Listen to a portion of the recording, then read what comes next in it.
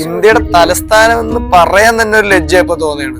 റോഡിലൂടെ ഇറങ്ങി നടക്കാൻ പോലും ഇപ്പൊ പേടിയാ. ഇപ്പൊ പണ്ടൊക്കെ നമ്മുടെ സാധനങ്ങൾ മാത്രം സൂക്ഷിച്ചാൽ മതിയായിരുന്നു, കാരണം കളവ് പോകുന്നതാണ്.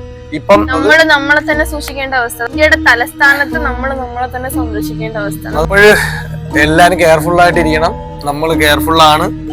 ഡൽഹിയിലത്തെ വാർത്തകൾ അറിഞ്ഞാണോ നമ്മൾ വിശ്വസിക്കുന്നു. ഏകദേശം ഒരു 15 ദിവസം കൊണ്ട് 800ഓളം ആൾക്കാരാണ് ഇവിടെ നിന്ന് മിസ്സായിട്ടുള്ളത്. അതില് 300 സംതിങ് പേര് ആണുങ്ങളും ബാക്കിയുള്ളത് പെണ്ണുങ്ങളും. നോക്കിക്കോണം, പെണ്ണുങ്ങളെയായിരുന്നു പണ്ടൊക്കെ എല്ലാവരും തട്ടിക്കൊണ്ട് പോകുന്നു. ഇപ്പൊ ആണുങ്ങളെയും വിടത്തില്ല, ആണുങ്ങളെയും കൊണ്ടുപോകും. അതുപോലെ കുട്ടികള് എല്ലാരും ഉണ്ട്. 15 ദിവസം കൊണ്ടാണ്, അതായത് ഒരു ദിവസം 50 പേര് വെച്ചിട്ടാണ് മിസ്സാകുന്നത്. ഇതൊക്കെ എങ്ങോട്ട് പോകുന്ന ഈ ആൾക്കാരൊക്കെ? ഇത്രയും തിരക്ക് പിടിച്ച ഡൽഹിക്ക്, അതും ഇന്ത്യയുടെ തലസ്ഥാനമാണ്. ഇവിടെ ഇത്രയും സുരക്ഷിത ഇല്ലായ്മ ഉണ്ടെന്ന് പറഞ്ഞാൽ എന്താണ്?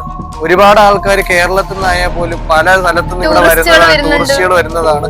അപ്പൊ പറയാനുള്ളത്, കേരളക്കാരായാലും ആരായാലും വന്നു കഴിഞ്ഞാല് കെയർഫുള്ളായി അവരവരുടെ സൂക്ഷിക്കാൻ പറ്റണം. കുട്ടികളുണ്ടെങ്കിൽ അവരെ സൂക്ഷിക്കണം. എല്ലാരും ബി കെയർഫുള്ളായിട്ട് തന്നെ പോണം. സത്യം പറഞ്ഞാൽ വീട്ടിൽ പോലും കിടന്നുറങ്ങാൻ ഇപ്പൊ പേടിയ. ഒരു ചെറിയ ശബ്ദം പോലും കേൾക്കുമ്പോഴും നമുക്ക് പേടിയാ. കേരളത്തിൽ പോലും നമ്മൾ ഇത്രയ്ക്ക് പേടിച്ച് മറ്റേ ബ്ലാക്ക് മാൻ ഇറങ്ങിയ സമയത്ത് പോലും നമ്മൾ ഇത്ര പേടിച്ചിട്ടില്ല. അത്രയ്ക്കും പേടിച്ച് ഇപ്പൊ നമ്മൾ ഓരോ ദിവസം അതാണ് കാരണം. എന്താണ് ഇവിടെ എന്ത് സുരക്ഷ, ആർക്ക് എന്തുണ്ട്? മലയാളീസ് ഒരുപാട് പേര് വരുന്നുണ്ട്. എല്ലാരും അവരവരെ സൂക്ഷിക്കണം. ഇതിനൊക്കെ വേണ്ടിയിട്ടാണ് നമ്മൾ.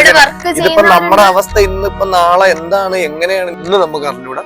എല്ലാരും ഇത് മാക്സിമം ഷെയർ ചെയ്ത് എല്ലാവരുടെ വീഡിയോ എത്തിക്കണം. കാരണം അറിയാതെ ഒരുപാട് ആൾക്കാർക്ക് ഇതൊന്നും അറിയാതെ ഇവിടെ വന്ന് കറങ്ങുന്നുണ്ട്. ഈ വിഷയം ഇപ്പൊ ഒരു 2-3 ദിവസം കൊണ്ടാണ് നല്ലപോലെ നമ്മൾ വലിയ കാര്യമാക്കിയിട്ടില്ല.